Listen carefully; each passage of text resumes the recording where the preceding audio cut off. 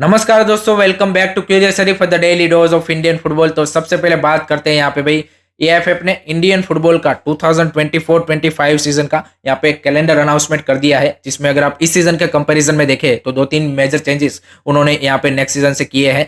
जिसमें अगर आप देखें तो आपका ISL, I league 2 and I league 3 है, वो यहाँ पे कंटिन्यूसली जिस तरह से इस सीजन हो रहे थे उसी तरह से होगा। आपका आईएसएल मिड सितंबर से स्टार्ट होगा, आई लीग मिड अक्टूबर से स्टार्ट होगा, एंड आपका जो आई लीग 2 है वो यहाँ पे जनवरी में, एंड आई लीग 3 है वो यहाँ पे सितंबर अक्टूबर में खेला जाएगा। तो उसमें कोई चेंज नहीं हुआ है, लेकिन जो बड़ा चेंज किया गया है वो है यहाँ पे सुपर कप के फॉर्मेट में। जी गाइस, सुपर कप अब यहाँ पे आपके आईएसएल एंड आई लीग के साथ continuously through out the season यहाँ पे होम एंड अवे बेसिस में खेला जाएगा। So that's a positive change.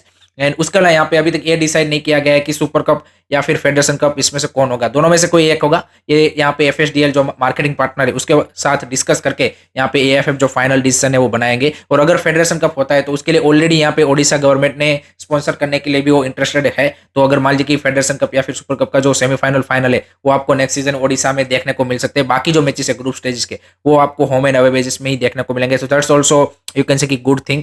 दूसरा, अगर आप अब सीनियर लेवल पे मेजर चेंज देखें तो वो वुमेन्स फुटबॉल में उन्होंने किया है कि यहाँ पे आईडब्ल्यूएल 2 का भी नेक्स्ट सीजन से आगाज होने जा रहा है। So that's a positive change कि जहाँ पे वुमेन्स फुटबॉल में भी आपके पास अब दो डिवीजन होंगे, एक तो आपका टॉप लीग एंड एक आपका फर्स्ट डिवीजन। तो I think India one of the few countries की जहाँ पे वुमेन्स फुटबॉल में भी दो डिवीजन चल रहे हैं। तीसरा जो पॉजिटिव चेंज है कि अब जो यहाँ पे बार बार पहले यहाँ पे एक क्वेश्चन रेज होता था कि आईएसएल को आपको आईपीएल के साथ क्लैश नहीं होने देना और 30 मार्च तक खत्म कर देना है, वो आई थिंक इस सीजन से ही यहाँ पे वो रूल ब्रेक हो रहा है और नेक्स्ट सीजन भी उसको कंटिन्यू किया जा रहा है। और 30 अप्रैल तक अब इंडियन फुटबॉल का जो सीजन है वो यहाँ पे चलेगा। एंड अगर आप देखें तो दुरांत कप का आगाज नेक्स्ट सीजन यहाँ पे 26 जुलाई से हो रहा है। तो आपका जो फुटबॉलिंग कैलेंडर बनता है सीनियर लेवल का वो बनता है यहाँ पे ऑलमोस्ट आपका जुलाई एंड या फिर अगस्त के स्टार्टिंग से आपका अप्रैल एंड तक। तो दैट्स यू कैन से कि perfect in terms of the India's weather condition, क्योंकि मई में हम सबको पता है काफी ज्यादा हीट होती है, जून जुलाई में आपके काफी ज्यादा यहाँ पे रेनी सीजन होता है most of the you can say कि इंडियन स्टेट्स में। तो आई थिंक उस सेंस में अगर आप देखें तो आई थिंक ये 3 मंथ में फुटबॉल कम होगा और उसके बाद आपका जो फुल फ्लेज सीजन है वो आप अगस्त से आप अप्रैल तक रन कर रहे हो। तो that's a positive change in senior level. अगर हम यूथ लेवल की बात करें तो यूथ लेवल पे यहाँ पे एक बड़ा अनाउंसमेंट किया है कि अंडर 13, अंडर 15 एंड अंडर 17 की जो यूथ लीग है वो 9 मंथ चलेगी। अब यहाँ पे क्लेरिफाई नहीं किया कि तीनों 3-3 मंथ चलेगी या फिर तीनों ही कंटिन्यूसली 9 मंथ चलेगी। तो that's a big announcement from the AFF side.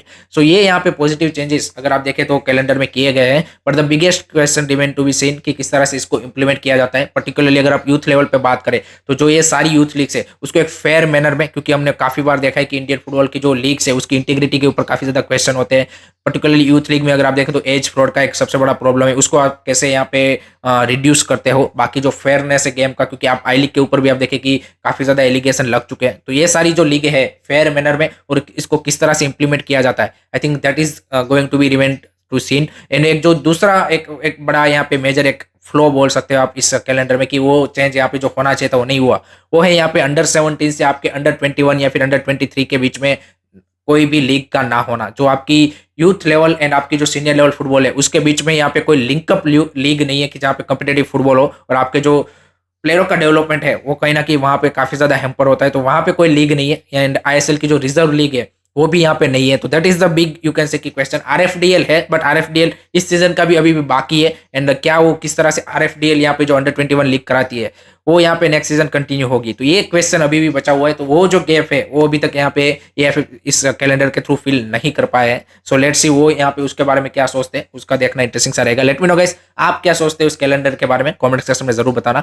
उसके बाद बात करनी यहाँ पे भी जो इंडिया वर्सेस कुवैत का होम मैच होने वाला है वर्ल्ड कप क्वालिफायर्स का 6 जून को, उसके लिए यहाँ पे न्यूज निकल के आ रही कि हैदराबाद को यहाँ पे चूज किया गया है। फाइनल डिसीजन अभी नहीं बना है। यहाँ पे हैदराबाद के जो ग्राउंड है, दोनों ग्राउंड है, Lal Bahadur Shastri stadium and गोचुबौली stadium, दोनों को यहाँ पे इंस्पेक्ट किया जाएगा। एंड अगर एएफसी के जो स्पेसिफिकेशन है वो अगर मीट करते हैं तभी एएफएफ उसको फाइनल अप्रूवल देगा। बट अभी यहाँ पे फर्स्ट प्रायोरिटी पे हैदराबाद को रखा है। तो एक साइड ये अच्छा डिसीजन है, एक साइड सेटबैक भी हो सकता है, क्योंकि अच्छा डिसीजन इस तरह से है कि आप नए स्टेडियम को एक यूज कर रहे हो, नए सिटी को, कि जहाँ पे ज्यादा फैंस को आप अट्रैक्ट कर सकते हो। तो that's a good thing. But एक क्या बोलते हैं कि फ्लो ये है कि इतने क्रूशियल मैच में कि जहाँ पे आपको क्राउड का सपोर्ट की भी जरूरत है, तो वहाँ पे जनरली आपको जो अब जनरली आपके 2-3 जो स्टेडियम होते हैं कि जहाँ पे रेगुलरली आपकी नेशनल टीम खेली हुई है, वहाँ पे जहाँ पे क्राउड का भी आपको एश्योरेंस है, चाहे कोलकाता हो चाहे बाकी जो स्टेडियम है 2-3 वहां पे अगर आप करते तो ज्यादा बेटर आपको यहाँ पे होम एडवांटेज मिल सकता था। तो ये दोनों पहलू है, बट इसको आपको बैलेंस बना के चलना चाहिए मेरे हिसाब से।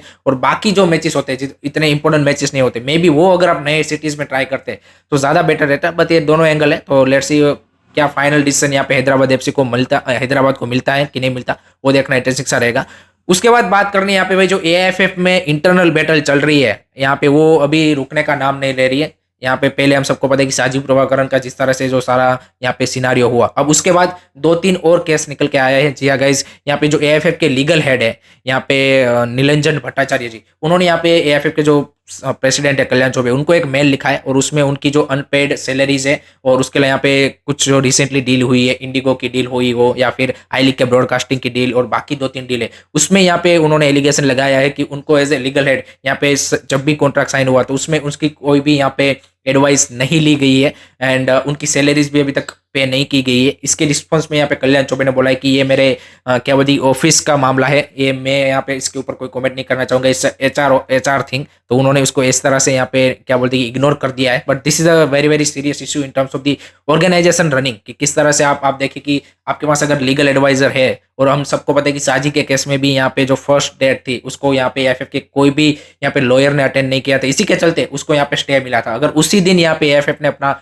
लॉयर यहाँ पे कोर्ट में प्रेजेंट किया होता और अपना केस रखा होता तो मे बी जो ये सारा सिनेरियो बना और आपको इमरजेंसी एक्स को बुलानी पड़ी वो भी ना बुलानी पड़ती। तो जिस तरह से पूरी चीजें रन हो रही है, I think that is a big question. दूसरा यहाँ पे जो एएफएफ की इंटरनल बैटल में मैटर निकल के आ रहा है वो आ रहा है टेक्निकल कमेटी का। रिसेंटली यहाँ पे जो एक्सको की मीटिंग हुई उसमें यहाँ पे टेक्निकल कमेटी को रिवैम्प किया गया है, जिसमें हम सबको पता है कि भाईचुंग भूटिया को इंक्लूड कर दिया गया है, सबीर अली को यहाँ पे वाइस चेयरमैन बनाया गया है। अब यहाँ पे एक नए मेंबर को ऐड किया गया है, जी गाइज, जिसका नाम है संतोष सिंह फ्रॉम बिहार।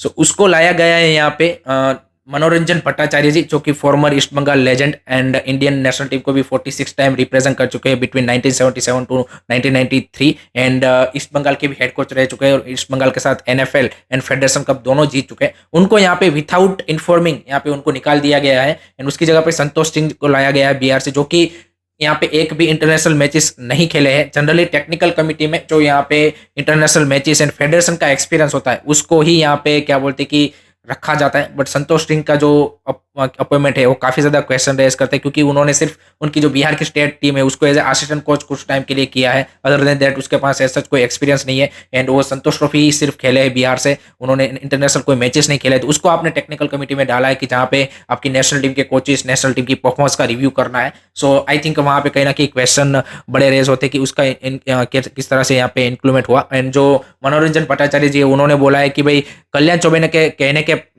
पर ही मैं यहाँ पे क्या बोलते कि इस कमेटी में आया था, मेरा कोई इंटरेस्ट नहीं था, लेकिन उन्होंने रिक्वेस्ट की थी क्योंकि वो उसके अंदर खेले थे। कल्याण चौबे यहाँ पे मनोरंजन भट्टाचार्य के अंडर खेले हुए थे तो उन्होंने वो रिक्वेस्ट एक्सेप्ट की थी, बट अब उनको बिना इन्फॉर्म किए गए निकाल दिया गया। That's not you can say कि गुड वे ऑफ कम्युनिकेशन।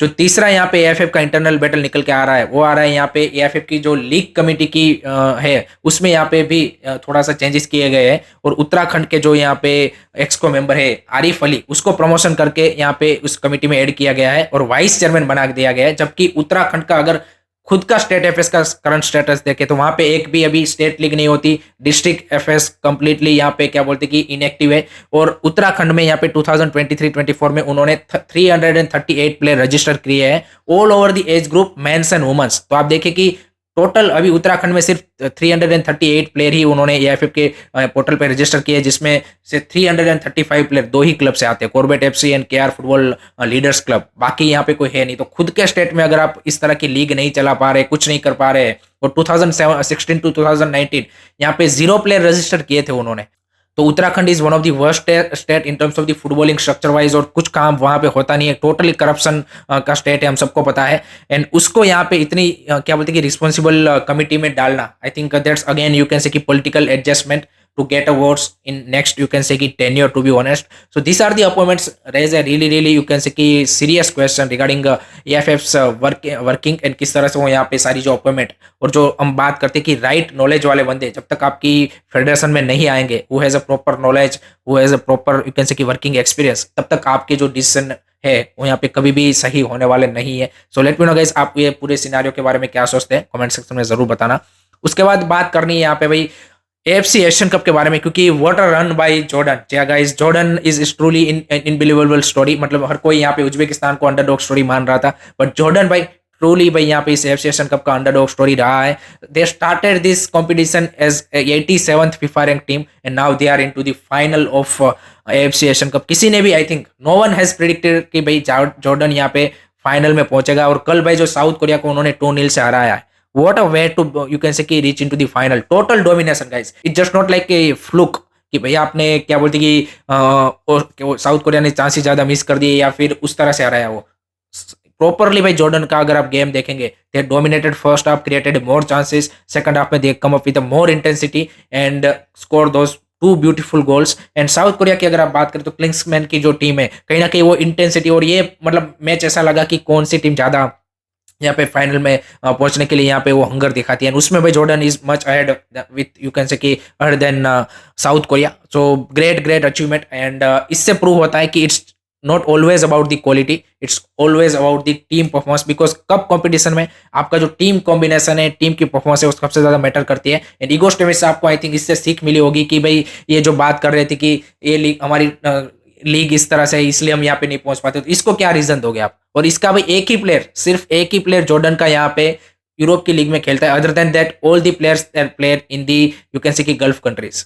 सो ऐसा भी नहीं है कि उनके यूरोपियन प्लेयर है, सामने साउथ कोरिया के यूरोपियन प्लेयर थे। तो इसके पता चलते कि आपके पास अगर प्रॉपर कोच है और प्रॉपर टीम कॉम्बिनेशन है तो आप इस तरह के कंपटीशन में काफी अच्छा बेटर परफॉर्मेंस कर सकते हो। उसी के साथ आज का भी एक दूसरा सेमीफाइनल खेला जाएगा, Iran versus Qatar, which is going to be a really interesting match again, because Qatar अपने होम पे खेल रही है, they are one of the favourites, and Iran हम सबको पता है कि जिस तरह की उनकी क्या बोलते कैलिबर है, I think they are the superior team, but I think home advantage Qatar के पास है। तो I am seeing this match is equally, maybe Iran इस मैच को निकाल ले, बट आई थिंक जैसे कल जॉर्डन ने सरप्राइज किया, कतार भी आपको यहाँ पे ईरान को सरप्राइज करती हुई देख सकते हैं। तो that's also one of the you can say कि क्लोज मैच हम यहाँ पे एक्सपेक्ट कर सकते हैं। फाइनली यहाँ पे आज बीएफसी वर्सेस चेन्नई एफसी का भी आईएसएल में मैच है, साउथर्न डार्बी है, एंड बोथ द टीम्स के लिए यहाँ पे मस्ट विन गेम है। अगर आप 6th पोजीशन की रेस के हिसाब से देखें, बीएफसी यहाँ पे एक पंजाब एफसी के सामने जो 3-1 का लॉस लेकर आ रही है, that's a disappointing loss for them. And Chennai FC यहाँ पे second half of the season का शुरुआत डेफिनेटली एक पॉजिटिव नोट के साथ करना चाहेगी, क्योंकि जिस तरह की सीजन उनकी रही है अभी तक, काफी ज्यादा अप्स एंड डाउन्स आए हैं। एंड लेट्स सी यहाँ पे ओवन कोयल की टीम किस तरह के परफॉर्मेंस देती है, वो भी देखना इंटरेस्टिंग सा रहेगा। एंड एट द एंड यहाँ पे बात करते हैं इंडिया अंडर 19 की जो वुमेन्स टीम है, उन्होंने नेपाल को भाई कल 4-0 से हरा दिया, and they are making to the final of SAFF under 19 women's championship. And Bangladesh के सामने वो वहाँ पे भिड़ेंगी। नेहा के 2 ब्यूटीफुल गोल आई थिंक जिस तरह से उन्होंने मारे, he is you can say कि very good you can left finger, and दोनों क्वालिटी गोल उनकी ओर से, एंड 4-0 की फाइनल स्कोर लाइन थी। So that's it from my side guys regarding today's Indian football news. I hope कि आपको video पसंद आया होगा। Keep supporting Indian football, don't forget to like से सब्सक्राइब जय हिंद, जय भारत।